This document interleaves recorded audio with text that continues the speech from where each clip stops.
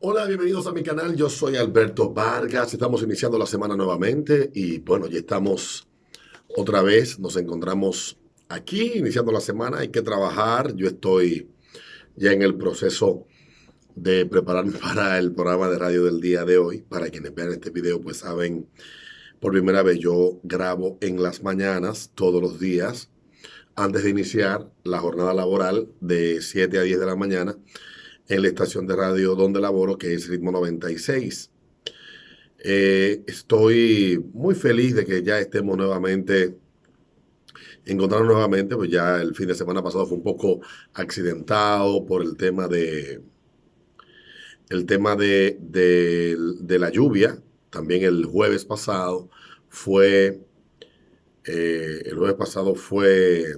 ¿cómo se llama esto? Dios mío. El jueves pasado fue feriado. Entonces, nada, hubo campaña de vacunación. El presidente y gran parte de los funcionarios estuvieron movilizando a las personas a que fueran a los centros de vacunación para ser inoculados. 400 y pico de mil de personas lograron ponerse la primera o la segunda vacuna este fin de semana. Lo cierto es que la gente estaba muy interesada, está muy interesada en vacunarse. Se habla de que en el país hay unos 1.000 y tantos centros de vacunación. Habría que preguntarse si con esa cantidad de centros pues se pueden alcanzar los objetivos que tiene planteado el gobierno dominicano, que es que de aquí a agosto esté por lo menos el 50% del total de los dominicanos vacunados. Yo creo que sí. Yo creo que de aquí a agosto más o menos el 50%, estamos hablando de 2 meses. Sí, de aquí a agosto pudiera ser que el 50% de los dominicanos estén vacunados. Ha habido durante estos últimos días, y a mí me ha parecido irónico, hemos visto, yo hablaba eso el otro día de la Gestapo de las vacunas, una, una actitud tan altanera, violenta, eh, prepotente, de gente que, bueno, describe al que aún no se ha vacunado, a aquellos que se niegan a hacerlo, a personas que son menos que la mierda. Y se ha discutido mucho el tema de si debe de ser o no obligatoria la vacuna y el presidente ha dicho que él no va a promover la obligatoriedad de la vacunación porque él prefiere apelar, el presidente de la República, Luis Abinader, él prefiere apelar a la sensatez y convencer a las personas. Y yo creo que en eso el presidente y yo estamos de acuerdo, porque no estamos hablando de ébola, estamos hablando de una enfermedad que tiene una tasa de letalidad en República Dominicana de un 1%. Y si los números se cuadran bien, pues yo me imagino, y pasa como en otros países, como en el caso de Perú, donde hubo un reconteo y hubo un montón de muertes que se contabilizaron que no eran COVID, y como pasó también en California, donde el 25% de las muertes que se habían registrado como consecuencia del COVID no eran consecuencia del COVID. O sea que cuando los números se ajusten, me imagino yo que va a pasar como en esos lugares, pues los números van a tener, bueno, es que es difícil que se revisen. Yo dudo que eso pase, pero una letalidad rondando el 1%, o sea, una enfermedad cuya tasa de letalidad, cuya letalidad es, vamos a ponerla en 1%, y que la vacuna no te garantiza en absoluto ni no morirte, ni no contagiarte, porque obviamente cada organismo es diferente. Entonces se ha dado este carnaval, esta exhibición de, de autoritarismo sobre todo en las redes sociales y en muchas páginas de opinión de medios digitales y de medios impresos. Ayer leía yo con mucho asombro, pero yo lo entiendo porque el pánico que ha sido lo que ha reinado durante este último año y 3 meses, el pánico inducido a través de los medios de comunicación masivos y grandes e importantes de aquí del país, ya sea intencional o no, ya sea tal vez pensando que indus- eh, eh, inducir al pánico, al miedo, va a, a generar algún tipo de respuesta positiva de parte de la gente, y lo que hace es todo lo contrario.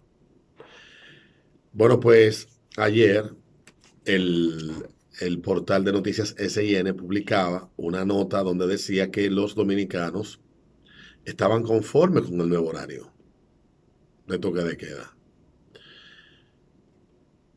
Me llamó mucho la atención. Ciudadanos conformes con el nuevo horario los fines de semana. O sea, la gente está conforme con que lo envíen a su casa a las 3 de la tarde. Me imagino que los dueños de restaurantes están conformes porque tienen que cerrar. Muchos de ellos ni siquiera abren sábado y domingo. O si abren, abren muy temprano. Los que están abriendo, los dueños de supermercados están conformes porque sábado y domingo tienen que cerrar a las 3 de la tarde.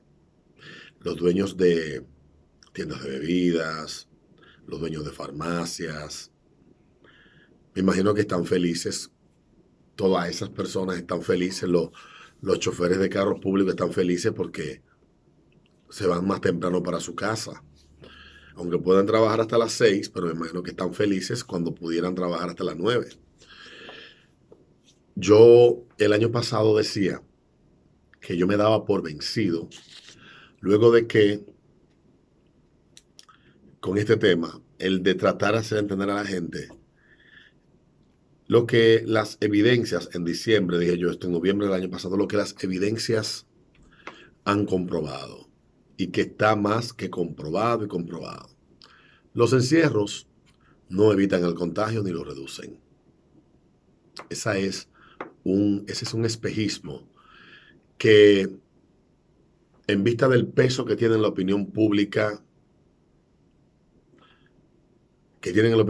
muchos líderes de opinión que no leen, que no investigan y que han visto en el toque de queda una alternativa para enfrentar este problema. Entonces, aparecen personas de la comunidad médica que tampoco leen, sin ninguna evidencia que te diga a ti, mira, en tal país cerraron tantos días y el virus desapareció.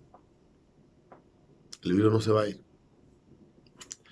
Los picos más dramáticos que vivió Alemania los vivió cuando decidió cerrar. Inglaterra duró 3 meses en un encierro casi total. Los números no bajaron. Tiene 37, 38% de la población completamente vacunada. La evidencia es esa. Y tú encontrarte con este tipo de noticias, pues te sorprendes. Tú dices, wow, la gente está conforme. Y obviamente eso pasa producto de la desinformación y producto del pánico que se infunde a la gente a través del alarmismo y de la exageración de la realidad. Ayer yo hice un cálculo de cuántas personas, cuántos casos activos hay en República Dominicana. Yo me imagino que ese cálculo y esas proyecciones y la tasa de contagio es algo que aquí se calcula. Y hay gente, me imagino, que está habilitada a nivel matemático para hacer ese cálculo. Pero yo quería saber cuál era el número, qué cantidad de personas era que estaban ingresadas en los hospitales de República Dominicana.